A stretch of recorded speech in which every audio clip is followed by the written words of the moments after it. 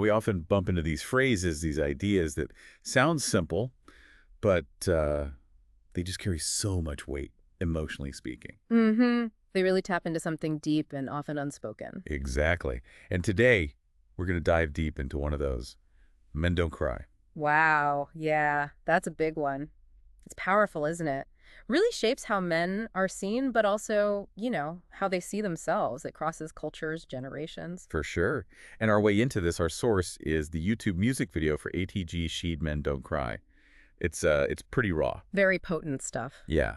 So our mission, as you like, is to really unpack what he's saying in those lyrics about emotional expression, or maybe the lack of it. For men, we'll be looking at, personal struggles, societal pressures, all of it. And it's fascinating that it's through music, right? Music has this way of just like bypassing the intellectual stuff and hitting you emotionally. Totally. It can give voice to things that are just hard to say out loud normally. Yeah, definitely. Okay, so let's jump right in.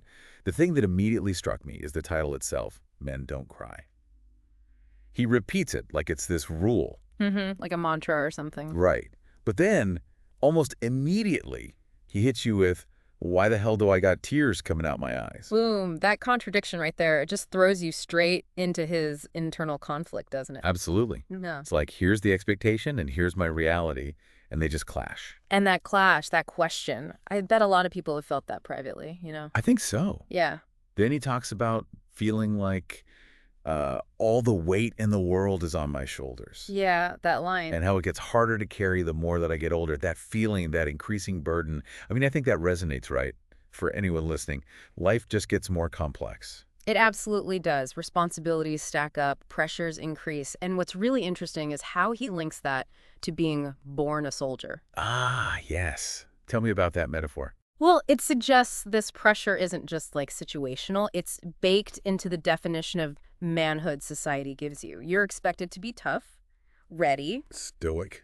Exactly. Stoic, always prepared, almost like you're in a constant state of readiness, and maybe starting from when you're really young. So that born a soldier thing isn't just about facing life's challenges. It's about how you're expected to face them. Precisely. No weakness allowed. Don't show the struggle.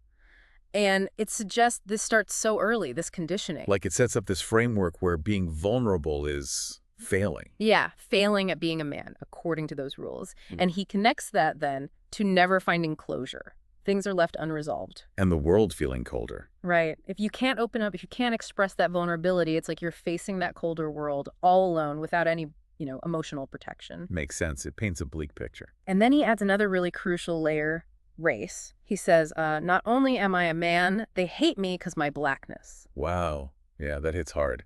It adds this whole other dimension of pressure, of prejudice, of danger on top of the expectations of just being a man. So it's compounded vulnerability. It's not just about toxic masculinity in general. It's about how that intersects with racism. Exactly. It's a reminder of how these societal pressures can combine in really devastating ways.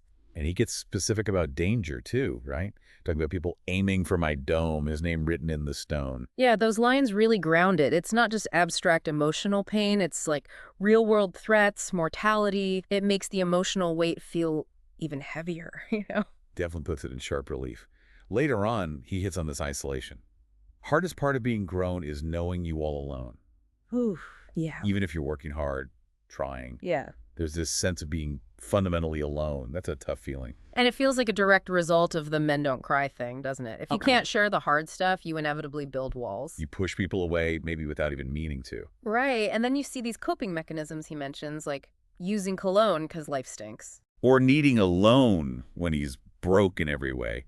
They feel kind of superficial, don't they? Totally. Like masking the problem or just trying to fix the surface symptom, not the root cause. Which leads to that line about pride, right? Having too much pride to even call for help, just letting it postpone. That's so revealing, that internal barrier, that conditioning that says asking for help makes you weak. The real man trap. Exactly. And so what's left? He says his only form of therapy is making dope songs. Which is powerful in itself, right? Using creativity as an outlet when other avenues feel closed off. Absolutely.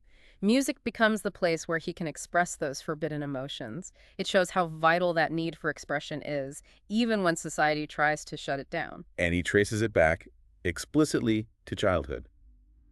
As a young Villid, I was taught to be tough. They ever catch me crying, they say, shut the expletive up. Yeah. It really lays bare how early that message gets hammered in. Be tough. Don't cry. Shut it down. That early learning is key. It shapes everything, how you learn to just harbor my emotions, as he puts it. And the song really grapples with the consequences of that harboring, Yeah. especially looking forward. He worries about doing the same to his son. Yeah, that part is really heavy. What a shame to my son. I do the same thing. The sickness continue to grow like it's gangrene. Wow. That's a powerful image. Gangrene. It is. He sees this destructive pattern, this emotional suppression potentially being passed down. He recognizes the harm. Even while feeling like a victim himself, he says, I'm a victim as well. I've been through the same things. Which captures that cycle so painfully. Yeah. Hurt people, sometimes unintentionally, because it's all they know. Then there's that bit, it sounds almost sarcastic. Now I'm a real man, right, wrong. Hell, I can only shed tears through a song. Yeah, the bitterness there. It just skewers that whole restrictive definition of what a real man is supposed to be. It's like saying, look how absurd this is. I can only be human in my music. Exactly. And that leads into this really raw admission, being afraid to say, it ain't no hope for me. I'd be pushing away the ones that's close to me. That fear of vulnerability is so strong, it makes him isolate himself even more. It's tragic, isn't it? The very thing that might help connection support is what gets pushed away because of the fear of appearing weak or being a burden. It's a vicious cycle. He talks about feeling numb for so long, like he can't connect to my emotions. And that metaphor he uses, swerving on a bad road. Yeah, that really paints a picture, doesn't it? Instability, lack of control, danger.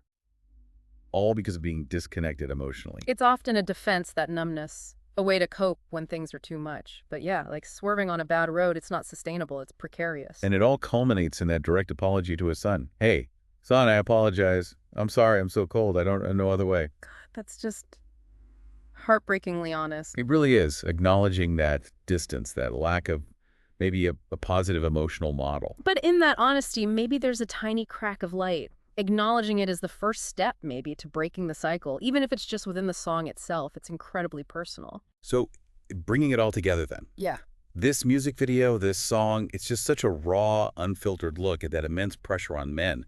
Don't show emotion. Be tough. Mm-hmm. And it really unpacks the damage that does to mental health, to relationships. Even across generations. Yeah. It's all laid out from such a personal, vulnerable place. Yeah, it exposes that conflict between the societal mask and the inner human reality. It highlights the isolation, the really harmful ideas about masculinity, and like you said, how these patterns just keep going. So maybe a final thought for you listening. Think about how these expectations around who gets to feel what and how they get to show it. Yeah. How might those limits be affecting everyone, not just men? Right. What could things look like if we had a more open, more accepting emotional landscape for everybody? Something to chew on.